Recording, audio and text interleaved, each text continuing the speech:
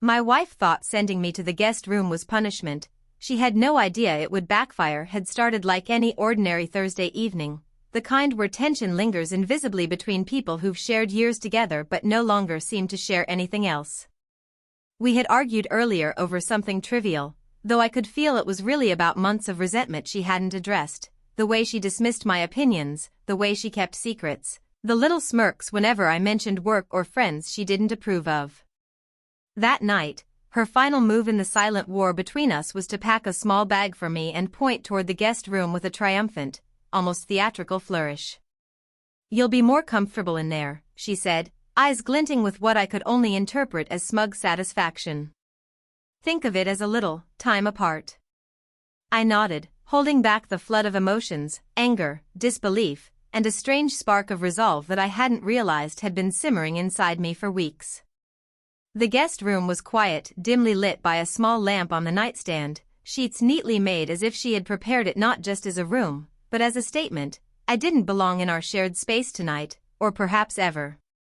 At first, I felt the sting of humiliation, the echo of her words bouncing around the room, but as I sat on the edge of the bed, something shifted. I realized that she had underestimated me. She had assumed that isolation would weaken me, that it would make me beg for forgiveness, that it would somehow reassert her control over the narrative of our marriage. She couldn't have been more wrong. Because I wasn't just sitting in that guest room to sulk or plot a silent retreat, I was planning the perfect counter.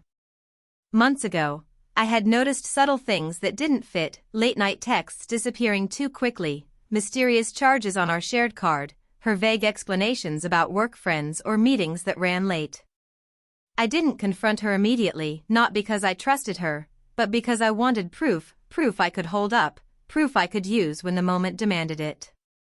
I had quietly installed a small home security camera in the living room, cleverly hidden behind a decorative vase she never noticed. It had recorded everything: her late-night arrivals, the people she invited over when she thought I was out, the whispered phone calls that ended abruptly whenever I entered a room. The guest room, in her mind, was a punishment. In reality, it gave me the perfect vantage point to watch, review, and prepare the ultimate reveal. That evening, as she went about her usual routine, pouring herself wine, chatting on the phone, laughing softly at messages I couldn't yet see, I accessed the camera feed from my laptop, tucked away inconspicuously under the pillow. Every detail she thought hidden was now crystal clear, every lie and every secret meticulously documented. My initial shock at the depth of her deceit gave way to a cold, calculating calm. I wasn't angry anymore, I was ready. The next morning, she strutted past the guest room, assuming I was sulking, plotting perhaps, but certainly contained. I emerged with a calm smile, carrying my laptop openly, showing her for the first time that I had not been a passive victim of her little game. I played the footage. Her face paled as she realized I had seen every clandestine visit, every whispered conversation, every betrayal. The smug look she had worn the night before dissolved instantly, replaced by panic, then desperation, then shame. I didn't raise my voice. I didn't shout. I let the evidence speak. Each clip was like a mirror held up to her soul, each frame undeniable, each timestamp irrefutable. Guests began arriving shortly thereafter for a brunch she had insisted I host alone while she sorted her schedule, and I made a quiet decision. She thought she had punished me, shamed me into submission. But now, with her own duplicity exposed, I invited the guests into the living room, casually playing the most damning clips on the large screen. Her friends gasped, her colleagues froze mid-step, and she collapsed into a chair, the kind of defeat that only comes when one realizes their entire world of control has evaporated in an instant. I leaned back, calm, composed, almost serene, and said lightly, "Funny how things work out, isn't it? You thought sending me to the guest room was punishment. Turns out, it just gave me the perfect vantage point." She tried to interrupt, tried to explain, tried to cry and blame and twist the narrative, but no one listened. Her secrets had their own voice now, louder than hers, unshakable and undeniable. The best part, or perhaps the cruelest irony, was the realization that she had engineered this punishment not knowing that in her absence, she had handed me the ultimate advantage.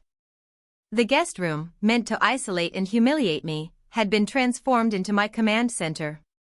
From there, I controlled the revelation, I controlled the narrative, and, for the first time in months, I felt the strange, intoxicating sensation of power, tempered not by malice but by the satisfaction of truth unveiled.